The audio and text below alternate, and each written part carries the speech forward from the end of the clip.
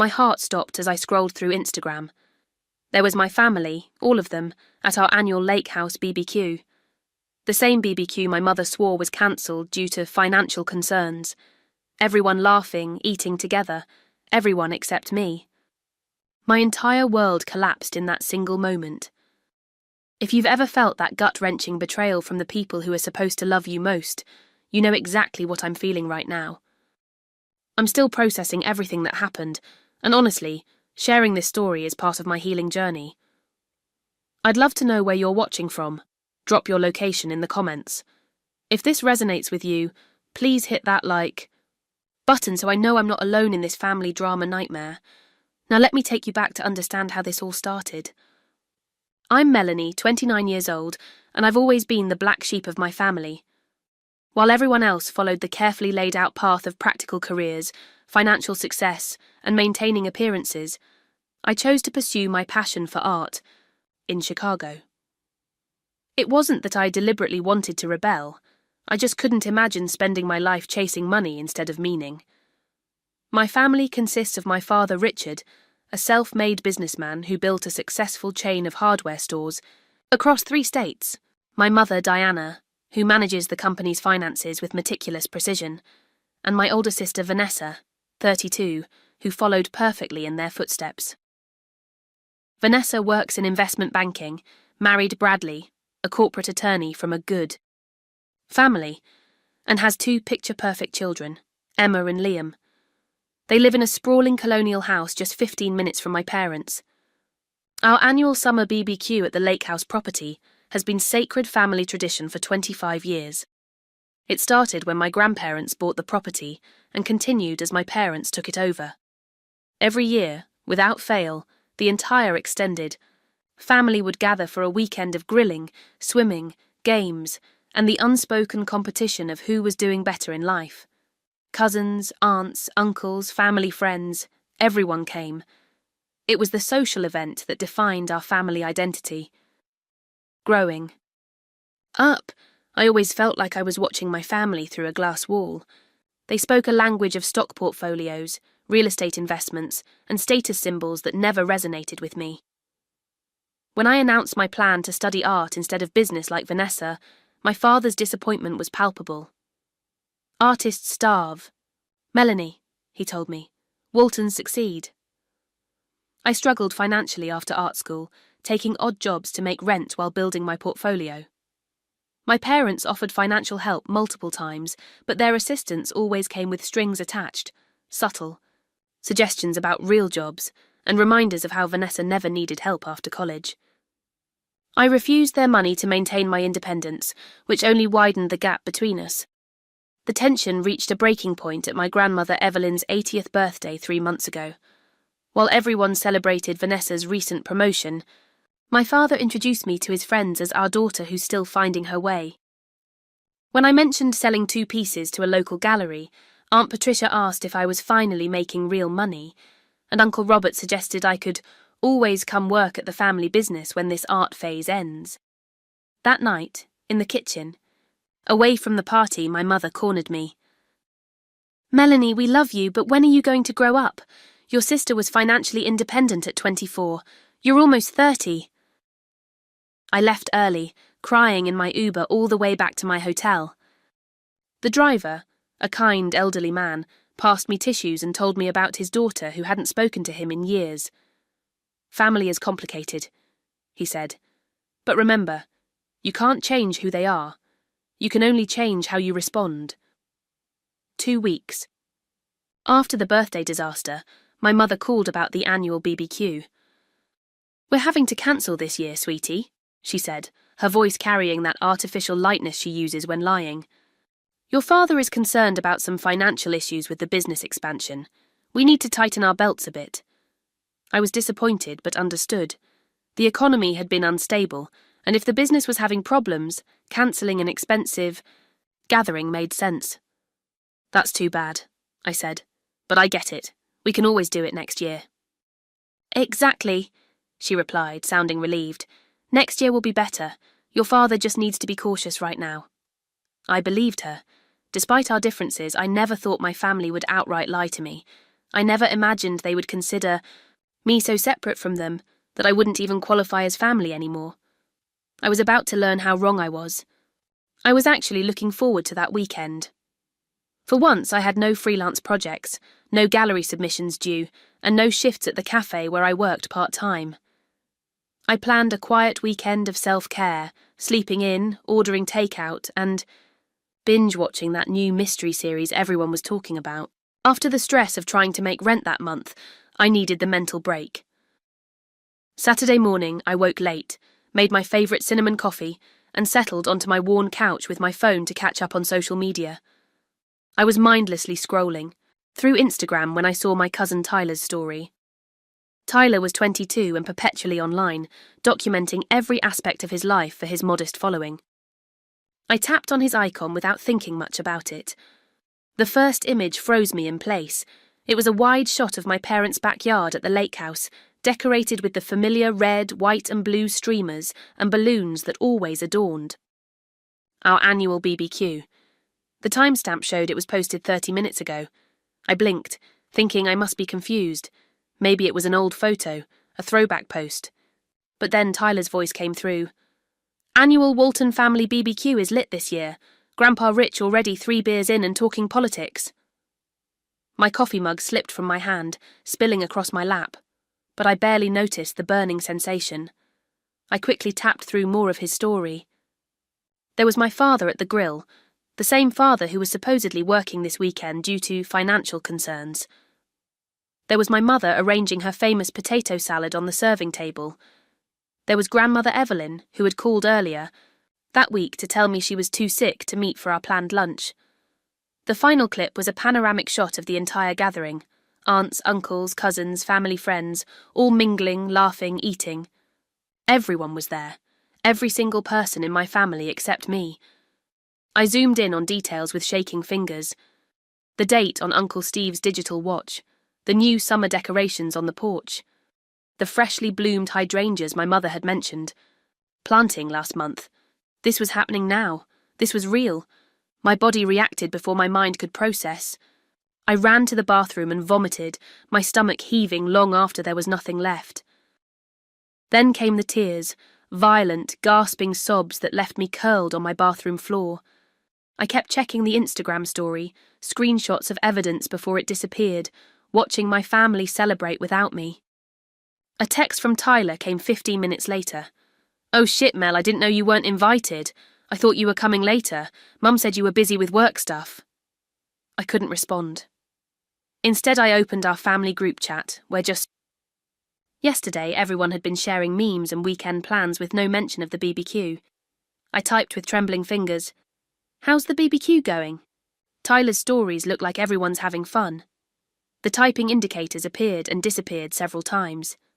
Finally, my mother responded, "Oh, honey, it was a last-minute decision. Your father's meetings got cancelled and we decided to do a small gathering after all.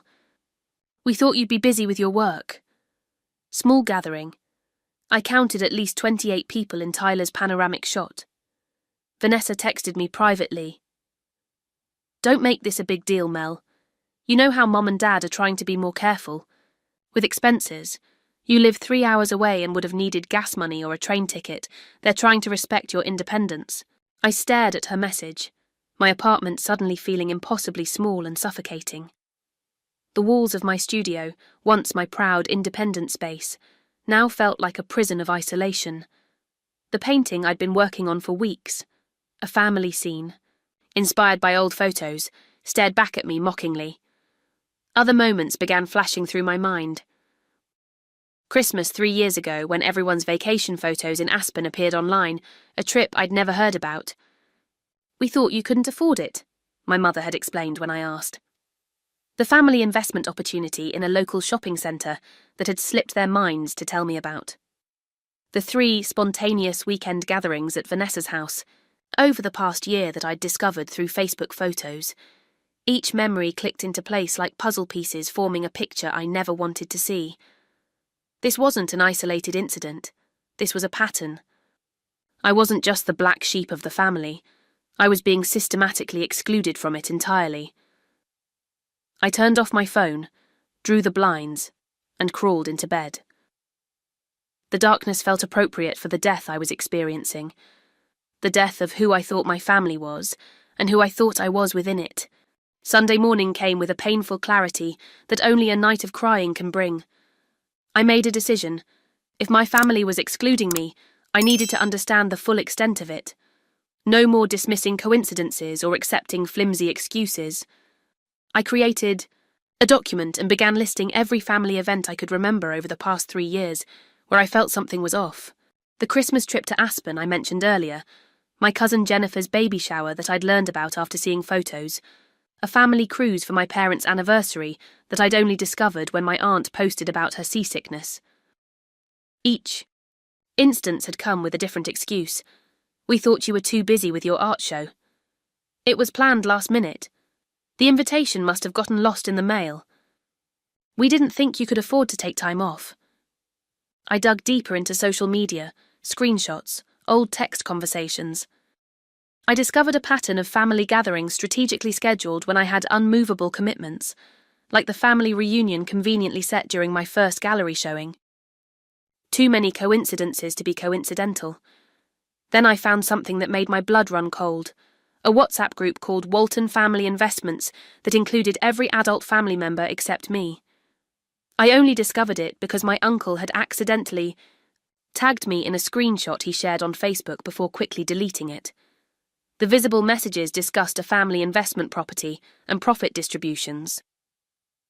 I called my Aunt Kelly, my mother's younger sister who had always been kinder to me. She'd married a teacher instead of a businessman, making her somewhat of an outsider herself. "Melanie, I've been meaning to call you," she said, her voice tight with guilt. "About the BBQ." "I know I wasn't invited," I interrupted. "But that's not why I'm calling. I need to know something, and I need you to be honest with me. Am I being deliberately excluded from family events, from family financial discussions, from everything?" The silence lasted so long I thought she'd hung up. "Aunt Kelly?" "I'm here," she said, her voice small. I don't know how to say this. Just tell me the truth, please." She took a deep breath. "Your parents updated their will 2 years ago. They've significantly reduced your inheritance. Vanessa has been named successor to the family business, even though you both have business degrees." The room tilted sideways. "What?" "There's more," she continued, her words coming faster now. "Some family members, they refer to you as the charity case when you're not around. I've told them to stop, but—" "Who calls me that?" My voice was barely audible. "Your father started it. Vanessa and your mother use it too." Each word felt like a physical blow. "Why? Because I chose art instead of business?" "Partly, but mostly because they're embarrassed. Your modest lifestyle, your apartment, your second-hand clothes, it doesn't fit their image. Richard built himself up from nothing, but now that they have status, they're obsessed with maintaining appearances. Your choices reflect on them in their social circles." I remembered how my father had introduced me at business functions, always mentioning my art as a hobby and emphasising my business degree from Northwestern. How my mother had offered to buy me new clothes before family photos. How Vanessa had suggested I borrow her jewellery for grandmother's birthday to look more put together. "There's one more thing," Aunt Kelly said hesitantly. "They were planning to stage an intervention about your career at the next family gathering you attended. They've been discussing it for months, how to convince you to get serious and join. The family business." After hanging up, I sat motionless at my kitchen table. Then, methodically, I began searching for more evidence. I emailed my parents' longtime accountant, Mr. Peterson, asking for clarification on a family financial matter he'd supposedly mentioned to me. His response was immediate and revealed far more than he realised. By evening, I had discovered that Vanessa had been given access to our grandmother's trust fund to purchase her third investment property, money that had originally been divided equally between us grandchildren. I found emails accidentally forwarded to my old address discussing my financial irresponsibility and how to manage the Melanie situation. Most devastating was finding an old email thread where my family had discussed a financial intervention for me, with my father writing, "Melanie needs to understand that her choices are embarrassing to this family. We've built a legacy of success, not mediocrity." My mother had replied, "She's always been sensitive. We need to approach this carefully so she doesn't cut us off completely. We still need her signature for the tax arrangements." Tax arrangements? What tax arrangements? The pieces were coming together into a picture more painful than I could have imagined. My family hadn't just excluded me socially, they were ashamed of me, mocked me behind my back, and potentially involved me in financial matters without my knowledge.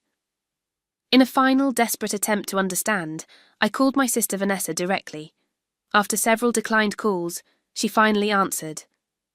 "What do you want, Melanie? I'm in the middle of dinner with the kids.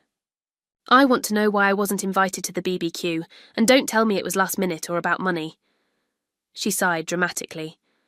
"Fine. You want the truth? No one wanted to deal with your moping and negativity. Every family event becomes the Melanie pity show. It's exhausting." "That's not true," I whispered. "It is true. You've never contributed anything worthwhile to this family. You take and take, emotional energy, attention, even financial support when you think no one notices Mom slipping you extra money. The rest of us are tired of accommodating your artistic temperament while you contribute nothing in return." "Contribute nothing?" My voice strengthened with anger. "I declined every offer of financial help. I paid my own way through art school with scholarships and jobs. Please, Dad paid your dorm fees freshman year when your scholarship didn't cover housing. Mum paid off your credit card after graduation, and who do you think mysteriously won that raffle for a year of health insurance at the community centre? That was Dad pulling strings." I felt like I'd been slapped. "I never asked for any of that. You never had to ask. That's how family works, except you've never understood that. Family means contributing, not just taking. What have you ever given back to the Walton name?" The call ended with me shaking and Vanessa angry, but her slip about financial support had confirmed my growing suspicion. There was more to this story than social exclusion. My family had been manipulating my financial situation while simultaneously mocking me for it. The betrayal went deeper than I had imagined, extending from emotional rejection into potential financial exploitation. I spent the night researching financial fraud and family businesses. By morning, I knew I needed professional help to understand exactly what had been happening behind my back. The week after discovering my family's betrayal was the darkest period of my life. I couldn't eat. I couldn't sleep. The painting I'd been working on remained untouched. I called in sick to the cafe, unable to face people with my newly shattered identity. When I did sleep, I'd wake up from nightmares where I was standing outside my family home, looking through windows at them all together, laughing, while I remained invisible, pounding on glass no one could hear. I'd wake up gasping, tears streaming down my face. I tried calling my mother, desperate for some explanation that would make sense of everything. Her response left me feeling even worse. "Melanie, you're overreacting as usual," she said with a sigh. "This is exactly why family events are so difficult with you present. Everything becomes a dramatic episode." "You lied to me about cancelling the BBQ," I said, my voice breaking. "You've been excluding me from family events for years."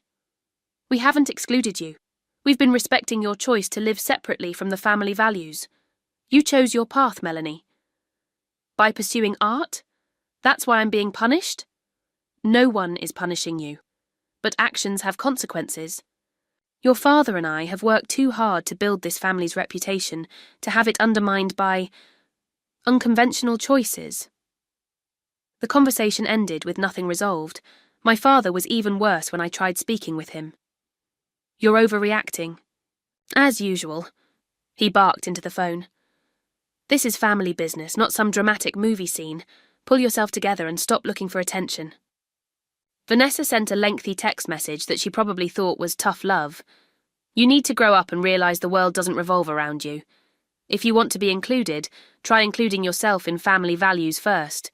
No one excluded. You excluded yourself with your choices." If I hadn't had support outside my family, I'm not sure I would have survived that week. My best friend Lucy came over with groceries and sat with me while I cried.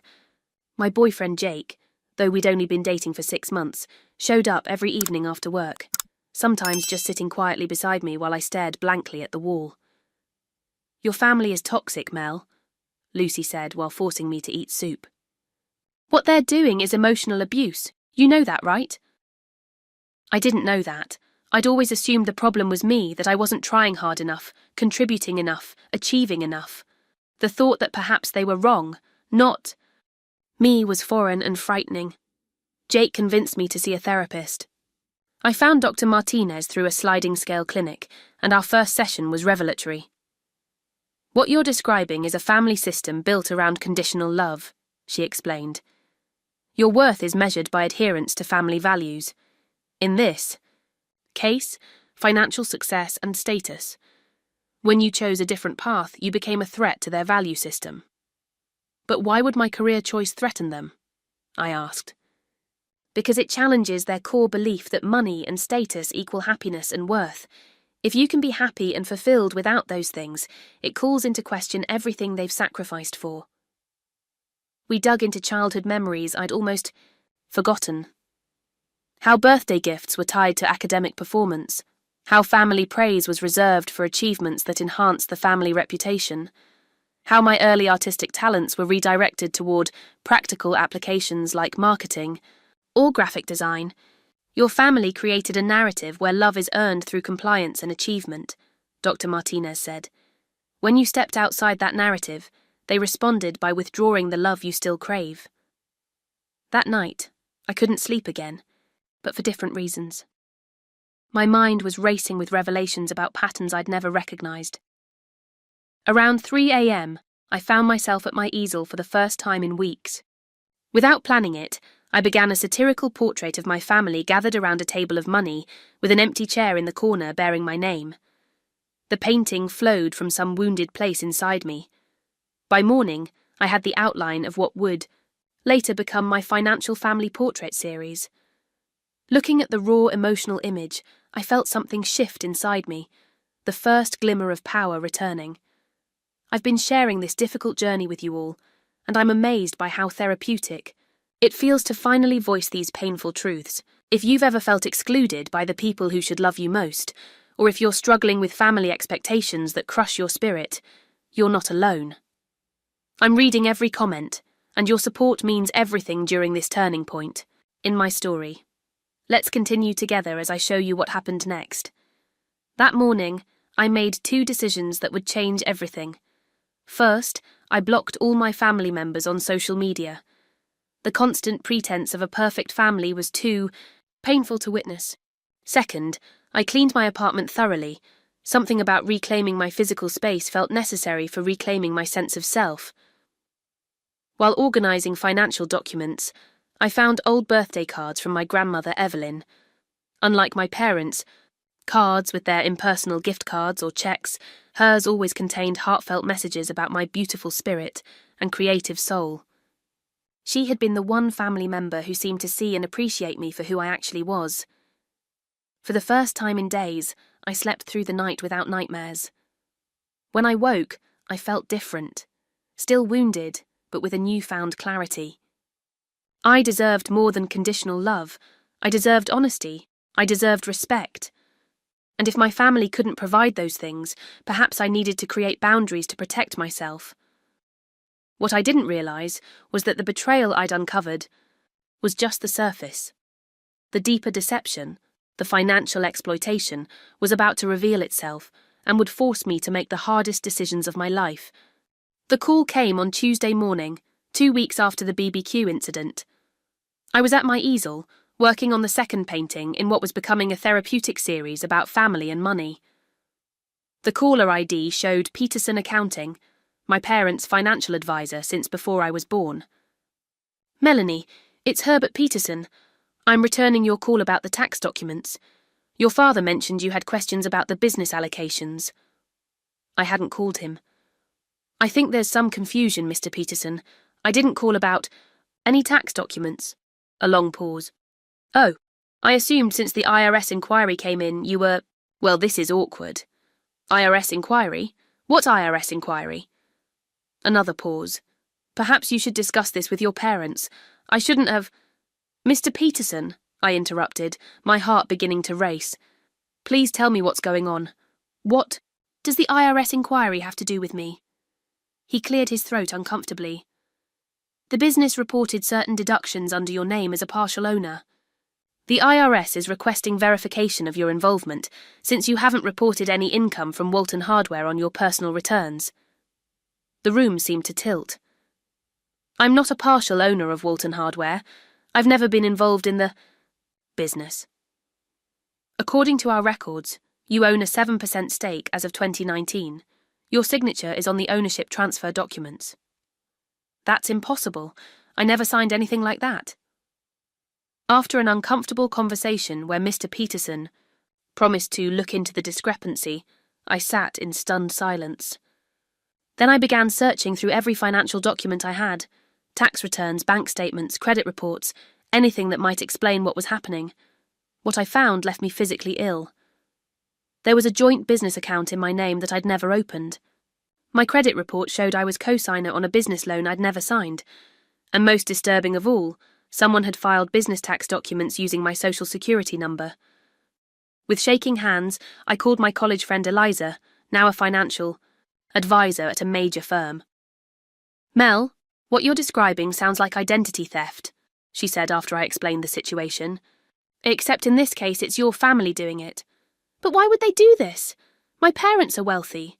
They don't need to steal my identity. It's probably not about needing money. From what you're describing, they're using your name and information for tax advantages. By making you a partial owner on paper, they can distribute certain business losses to you, lowering their tax burden.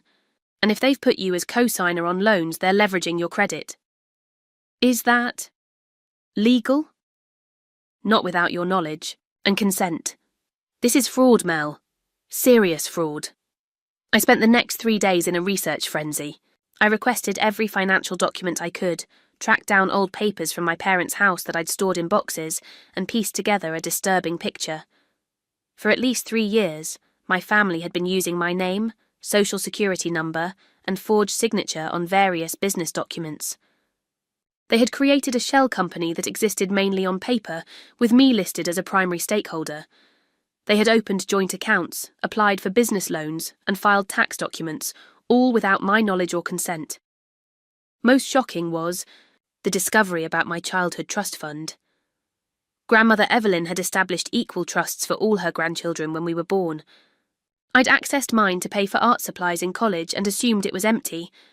But according to statements I finally obtained, significant withdrawals had been made in the past 5 years, withdrawals I never made or authorised. When I cross-referenced the dates, I found they aligned perfectly with my sister Vanessa's purchase of her third investment property, a lakefront vacation home she had claimed to buy all on her own through smart investing. I confronted Vanessa by phone, unable to contain my anger any longer. You stole from my trust fund to buy your vacation home, I said when she answered. What are you talking about? She sounded genuinely confused, then defensive. I never stole anything from you. I have the trust fund statements, Vanessa. Large withdrawals matching exactly the down payment on your lake house. Withdrawals I never made or authorised. Silence then. You should talk to Dad about this. So you knew? You knew they were taking my money. It wasn't your money, Melanie. It was family money that Grandma set aside. Dad reallocated it to family members who would use it responsibly. You would have just wasted it on art supplies or rent for that pathetic apartment. Her words hit like physical blows. That's theft, Vanessa, and fraud. Oh, grow up. It's family. Financial planning. Something you've never bothered to understand or participate in. The trust fund money is being used for family assets that appreciate in value, not depreciating things like your art career. I could hear the air quotes in her voice. Does Grandma know about this family financial planning? Does she know you're stealing from the trust she established? A pause. Grandma doesn't need to worry about complex financial matters at her age. I laughed bitterly. Translation: Grandma doesn't know and she wouldn't approve. You've never contributed anything worthwhile to this family, Melanie. Vanessa's voice turned cold. You take and take, emotional support, attention, even space at family events where you make everyone uncomfortable with your alternative lifestyle choices. The least you could do is allow your share of family resources to be properly managed. The conversation devolved from there, with Vanessa eventually hanging up after telling me I was destroying the family with selfish accusations. But her slip about never contributing anything worthwhile stayed with me, echoing her earlier comment during our post-BBQ confrontation. It wasn't just about my career choice. They viewed me as fundamentally worthless to the family. That night, I discovered one final devastating piece of information. In a box of old papers, I found a letter from Grandmother Evelyn to my parents, dated 3 years ago. In it, she expressed her intention to leave her lake house property specifically to me, because Melanie is the only one who appreciates it for more than its monetary value. Attached were notes for updating her will, yet when I'd last visited Grandmother 6 months ago, she'd mentioned offhand that the lake house will go to the family trust for everyone to share. When I'd asked about her change of heart, she'd seemed momentarily confused, then said, "Oh, your father convinced me it was more practical this way." The manipulation extended beyond me to my grandmother, the one person who had always accepted me unconditionally. They had interfered with her wishes, likely convincing her that I was financially irresponsible and couldn't maintain the property. Everything I thought I knew about my family had been a lie. They hadn't just excluded me socially, they had exploited me financially, stolen from me, forged my signature, and potentially implicated me in tax fraud. All while telling themselves they were managing me for my own good because I was too irresponsible to handle my own affairs. The betrayal was complete. And it was time to decide what to do about it. The morning after discovering the extent of my family's financial betrayal, I made an appointment with Stephanie Wright, an attorney specialising in financial fraud cases. I brought every document I'd gathered: bank statements, forged signatures, trust fund records, email printouts, everything. She reviewed them methodically, her expression growing increasingly grave. "Ms. Walton, I won't sugarcoat this," she said finally. "What you're showing me constitutes serious fraud, identity theft, forgery, misappropriation of funds, and potentially tax fraud, which is federal. If these documents are accurate, your family has committed multiple crimes." I felt sick. "What are my options?" "You have several, ranging from least to most severe. You could confront your family privately and demand they correct everything, though without legal pressure they might not comply. You could file civil suits to recover damages, or you could report this to the authorities, the police for the identity theft and forgery, the IRS for the tax issues. Would my family go to jail? The thought made my stomach clench despite everything. That would depend on many factors, including whether this is a first offence and how they respond when confronted. But yes, there could be criminal penalties, especially for the tax fraud. I left her office with a retainer agreement and instructions to make secure digital and physical copies of all evidence. "Whatever you decide," she advised, "protect yourself first. Based on what you've told me, your family is likely to prioritise themselves over you." At home, I created an encrypted folder with scans of every document. I stored physical copies in a safety deposit box at a bank my family didn't use. While organising everything, I worked methodically through my options. Did I want legal justice? Yes, part of me did.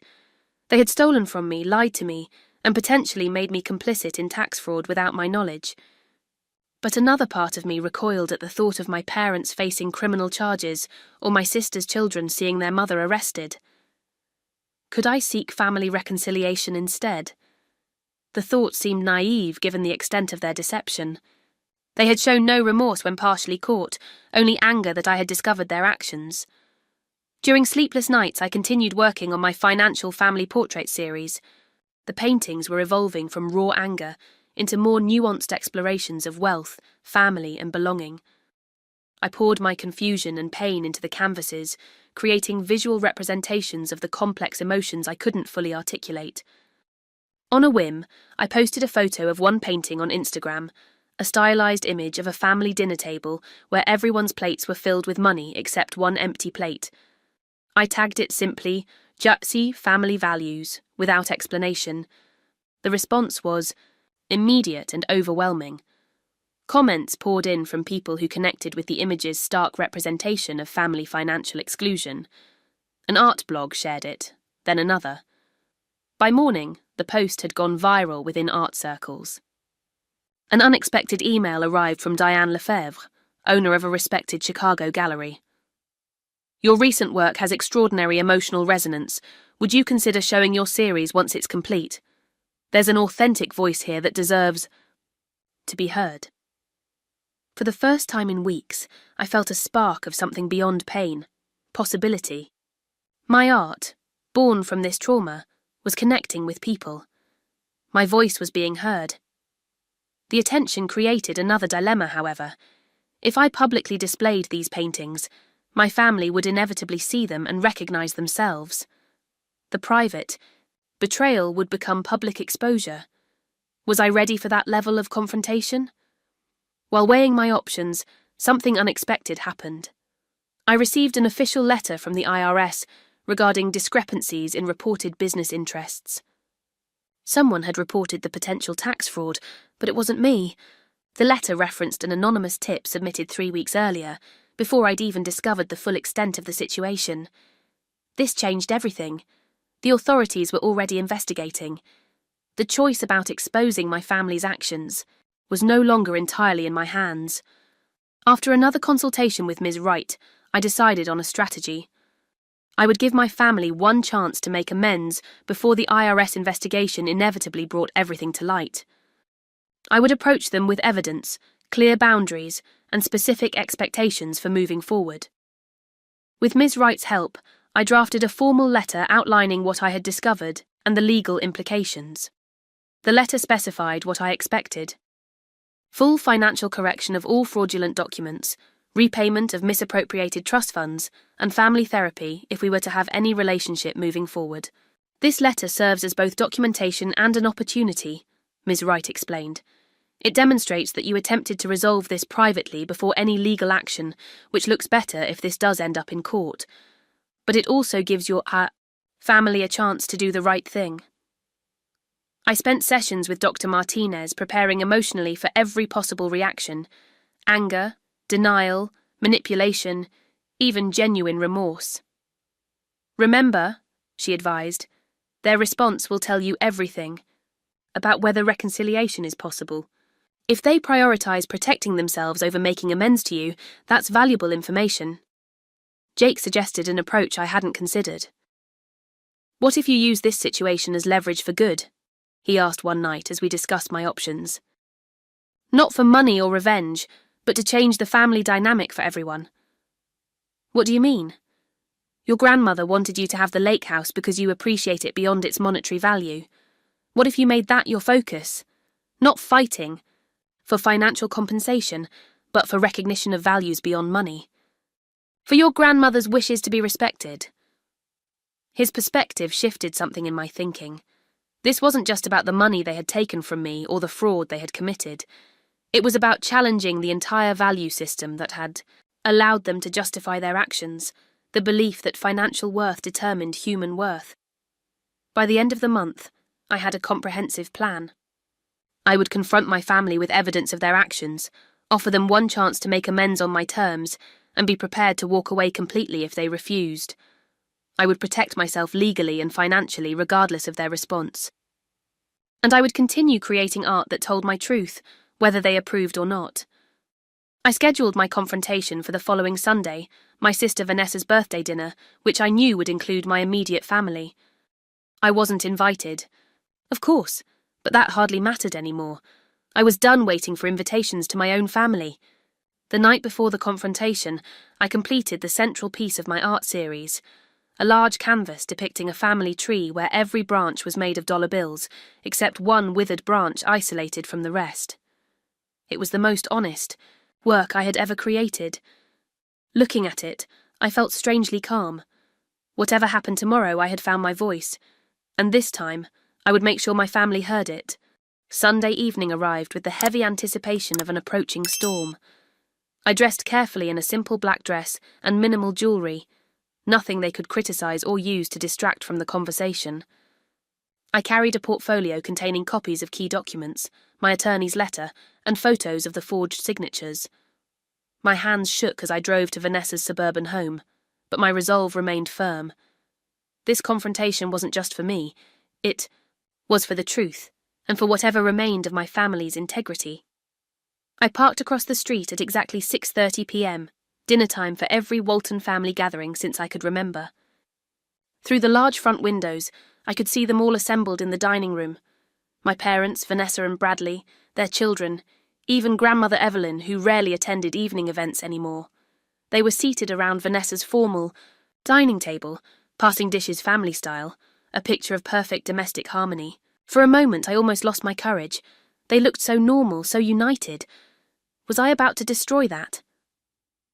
Then I remembered the live stream, the years of exclusion, the financial exploitation, and my resolve hardened. Their harmony was built on lies, and maintained at my expense. It wasn't real. I rang the doorbell and waited, portfolio clutched against my chest like armour.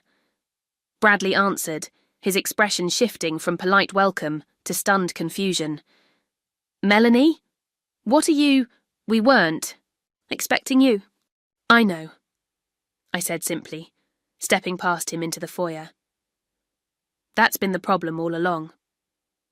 I walked directly to the dining room, where conversation halted abruptly. 5 pairs of eyes turned to me in varying degrees of shock and dismay. Only, my niece and nephew looked genuinely happy to see me. "Aunt Melanie!" Emma called, starting to get up from her chair. "Emma, stay seated," Vanessa commanded sharply, before turning to me with a forced smile. "Melanie, what a surprise. We weren't expecting you." "So Bradley mentioned," I replied calmly. "Don't worry, I won't be staying for dinner.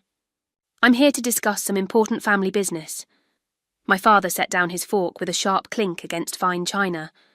"Whatever it is can wait for a more appropriate time. This is your sister's birthday dinner." "I'm afraid it can't wait, Dad. Not after waiting for years already." I moved to the empty end of the table and set my portfolio down. "I've discovered some concerning financial discrepancies involving my name and social security number that need immediate attention." My mother's face drained of colour. My father's jaw tightened. Vanessa and Bradley exchanged quick glances. "Children," my mother said with artificial brightness, "why don't you take your plates to the media room and watch a movie while the adults talk?" Once Emma and Liam had left, the facade of family warmth vanished. "What is the meaning of this? Intrusion?" my father demanded, his voice low and dangerous. "I think you know exactly what this is about," I replied, opening my portfolio. "I've discovered that for at least 3 years, you've been using my name and social security number on business documents without my knowledge or consent. You've forged my signature on multiple occasions. You've diverted funds from my trust without authorization, and you've potentially implicated me in tax fraud." I laid out copies of the documents one by one. Bank statements, forged signature comparisons, trust fund statements with unauthorized withdrawals highlighted. "I have the originals secured with my attorney," I added as my father reached for the papers. "These are copies for your reference." "You've involved an attorney?" My mother's voice was barely audible. "Melanie, this is a family matter." "It stopped being just a family matter when you committed fraud, Mom. Identity theft and forgery are crimes. Tax fraud is a federal offence." My father's face flushed with anger. "We have done nothing wrong. Everything we did was for the benefit of this family, including you. Taking money from my trust fund to buy Vanessa a vacation home benefits me how, exactly?" Grandmother Evelyn, who had been silently watching the exchange with growing confusion, spoke up. "What's this about Melanie's trust fund? Richard, what have you done?" My father avoided her gaze. "Mother, there's no need for you to worry about complex financial matters. We've simply been managing family resources efficiently." "By stealing from me?" I asked. It wasn't stealing, Vanessa interjected. It was reallocation of family assets to their most productive use. Your portion of... Grandma's trust was just sitting there while you wasted your time on art projects that will never provide real returns. I turned to my grandmother. Did you know they took money from the trust you established for me? Did you know they convinced you to change your will regarding the lake house after you'd planned to leave it to me? Grandmother's eyes widened. Richard, Diana, is this true? The momentary flash of guilt across my father's face told me everything. Mother, we discussed the impracticality of leaving the lake house solely to Melanie. You agreed a family trust was more sensible. Because you told me Melanie couldn't afford the upkeep, Grandmother said slowly. You never mentioned taking money from her trust fund. We didn't take it, my mother insisted, finding her voice. We managed it.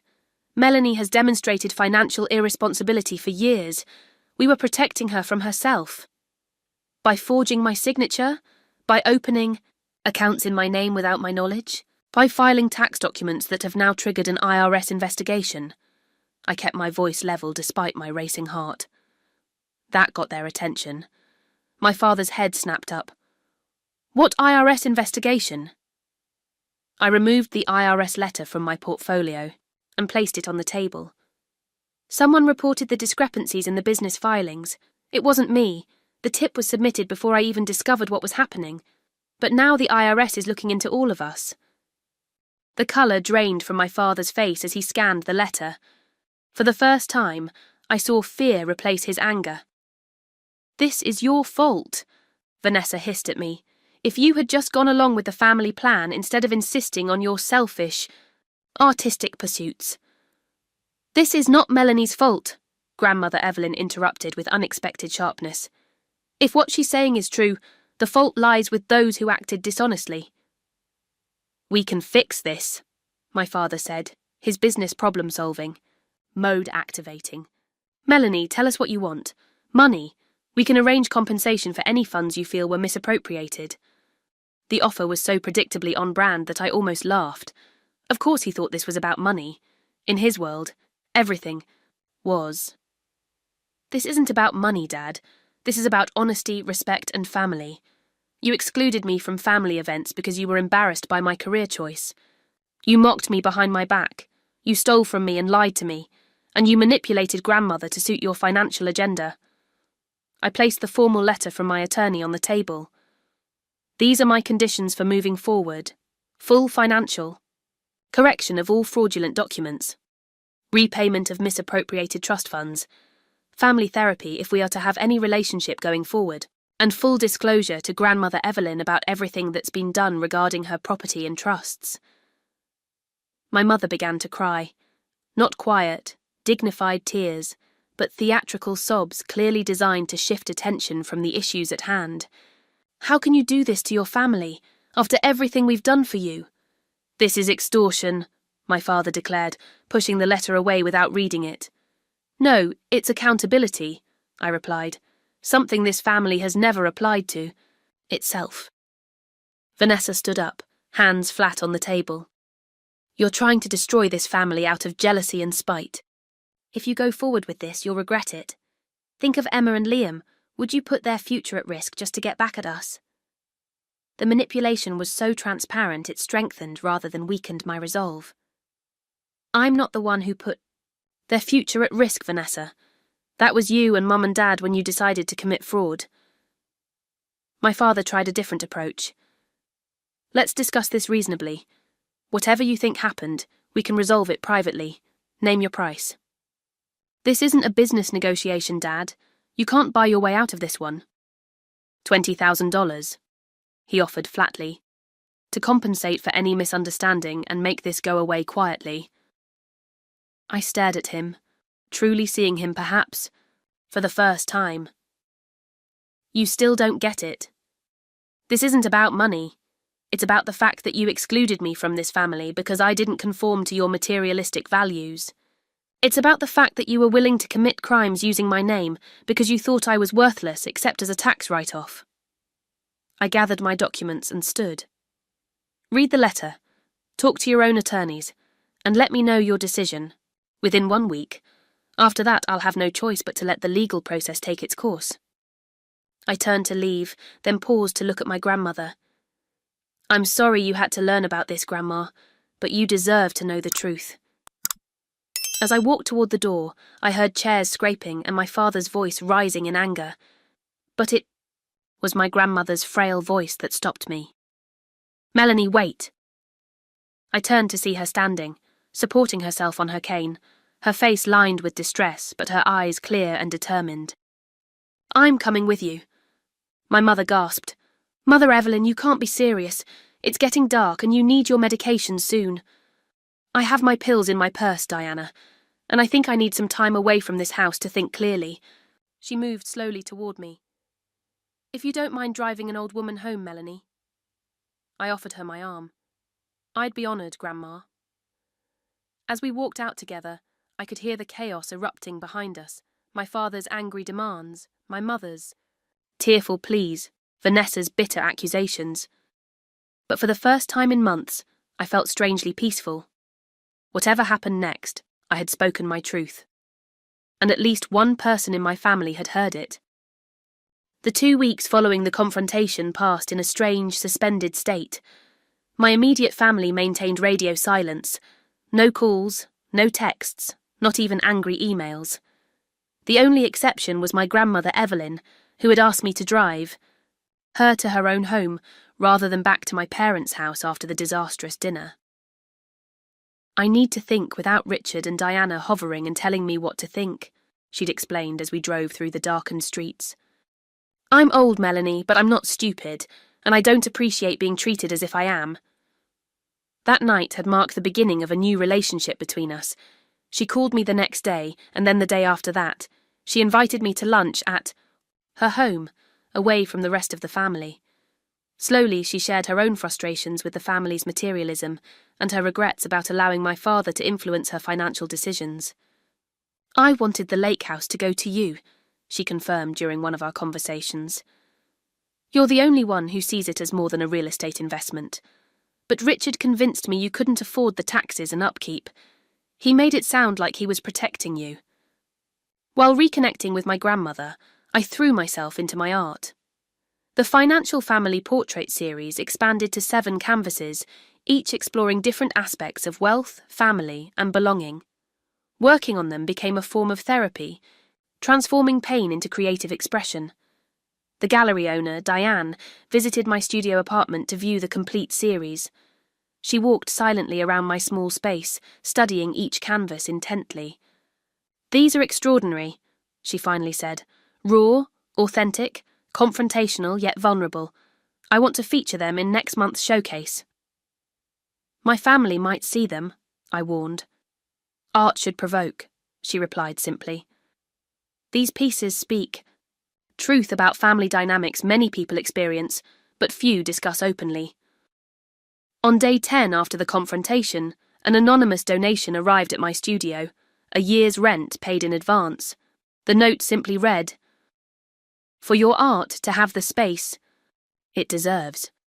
I suspected Grandmother Evelyn, though she neither confirmed nor denied it when asked. On day 12, I received an email from a major art magazine requesting an interview about my series after seeing preview images Diane had shared.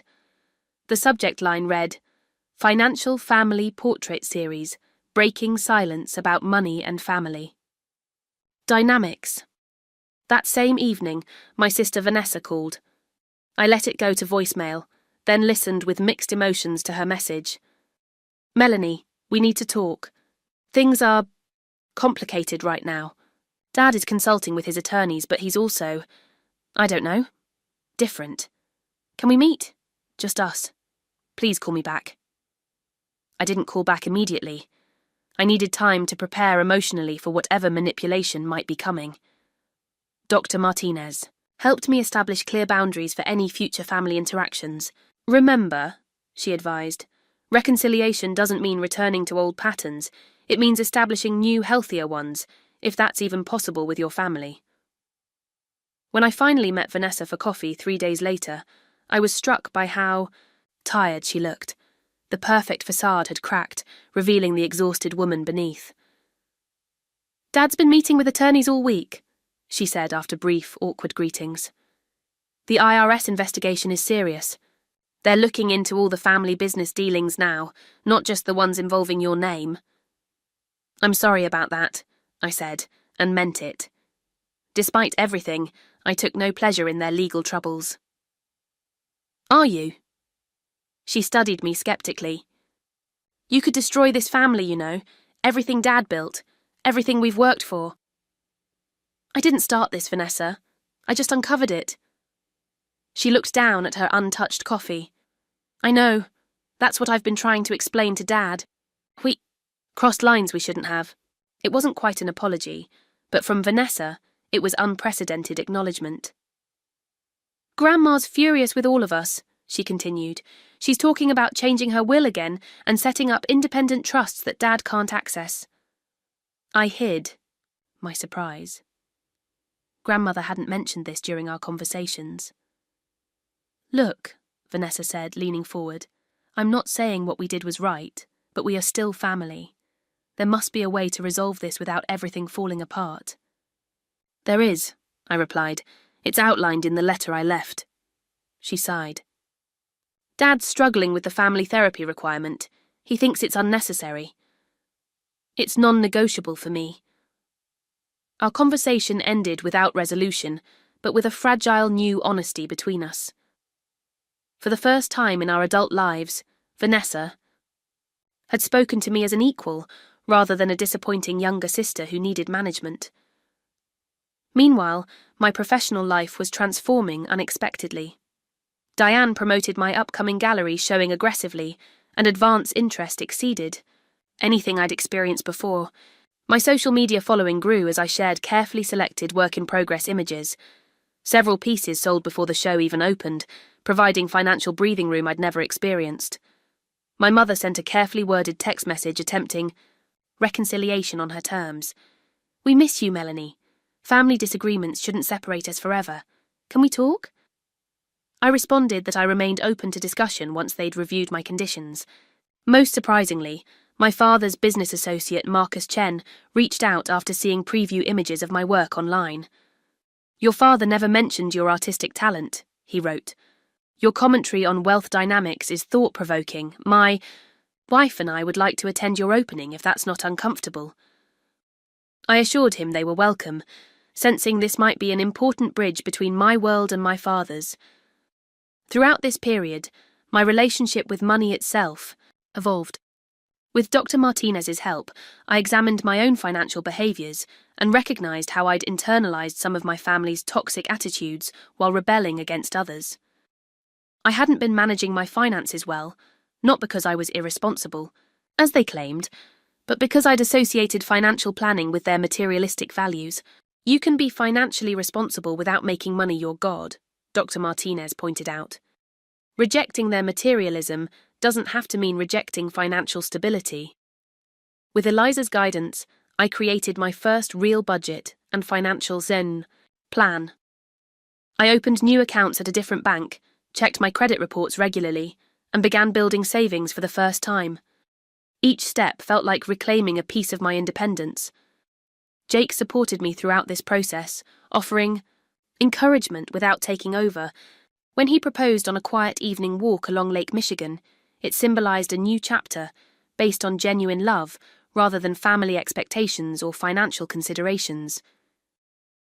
Whatever happens with your family, he said, as he slipped the modest but beautiful ring on my finger, I want you to know you're not alone. You have me, you have friends who love you. You're building a chosen family that values you for exactly who you are. 3 weeks after the confrontation, my art series opened at Diane's gallery. The show was attended by a surprisingly diverse crowd: art critics, financial professionals intrigued by the theme, people who had connected with the preview images online, and yes, Marcus Chen and his wife. Grandmother Evelyn attended in a stunning blue dress I'd never seen before, proudly introducing herself to everyone as the artist's grandmother. When a local arts reporter interviewed her, she spoke eloquently about the importance of supporting authentic creative expression in families. To my shock, at the end of the evening, a major collector purchased the entire series for a sum that would solve my financial struggles for at least 2 years.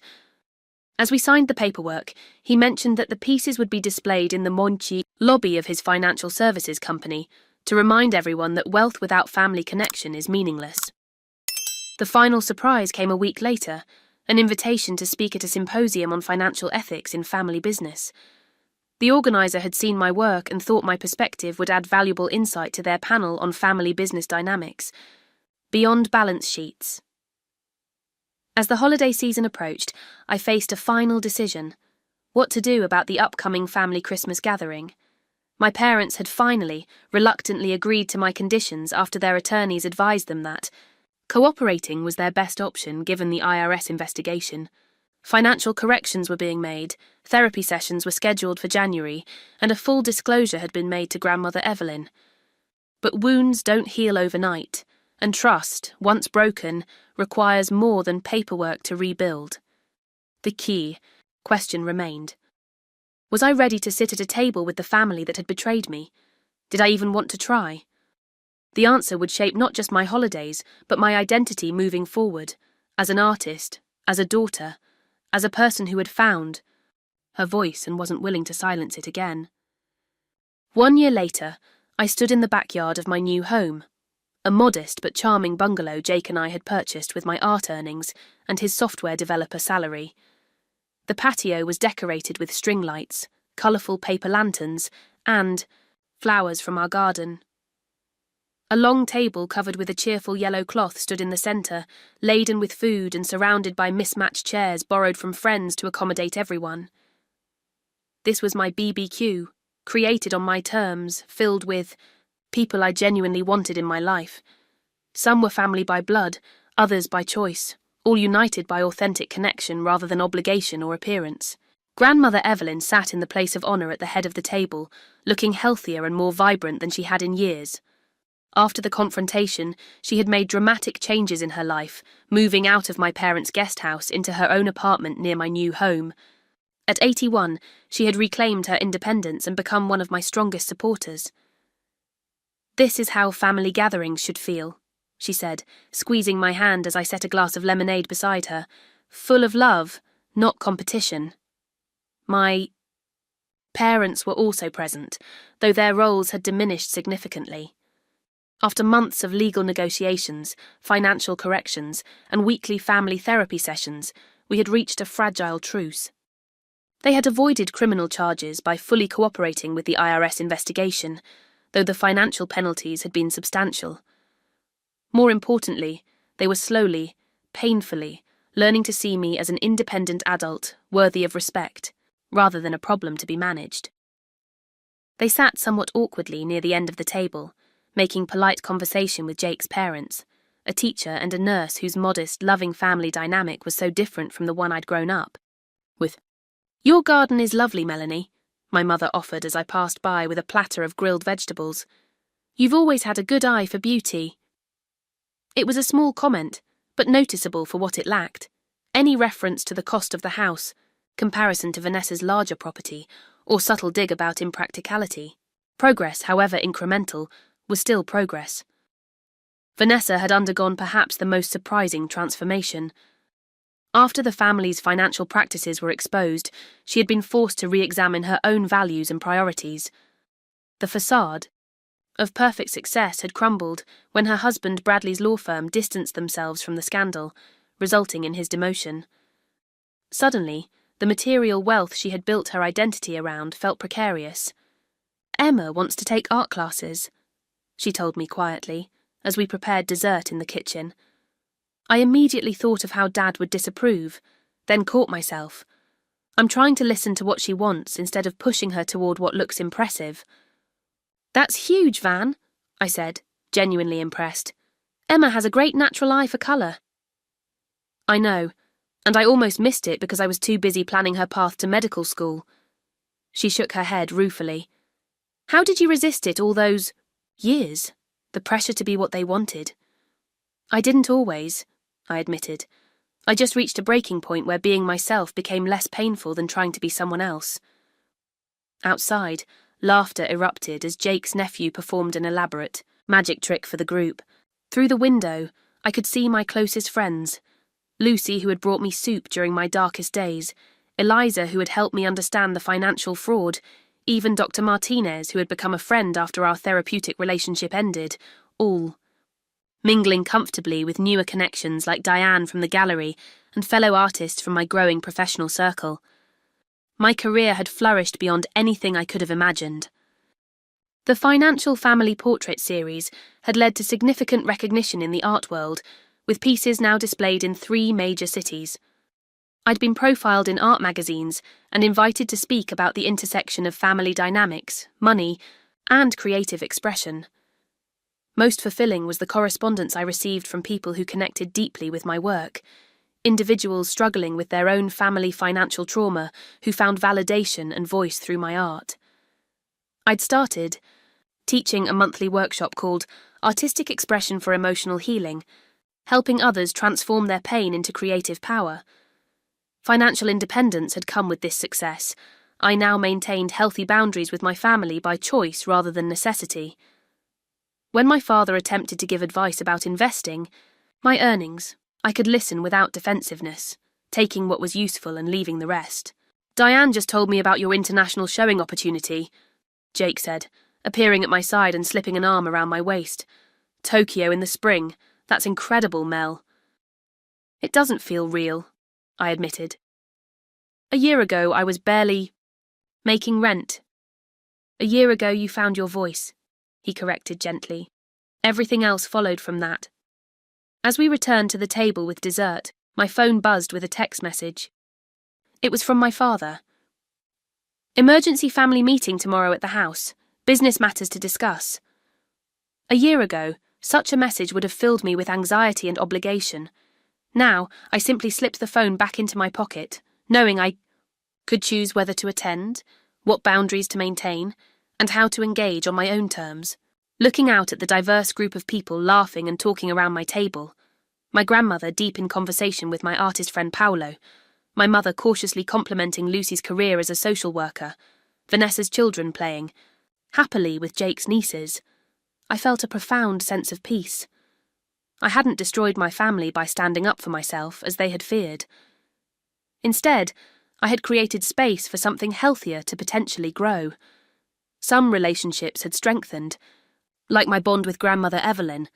Others remained complicated works in progress, like my relationship with my parents. A few connections had been lost, like with the relatives who still blamed me for causing trouble.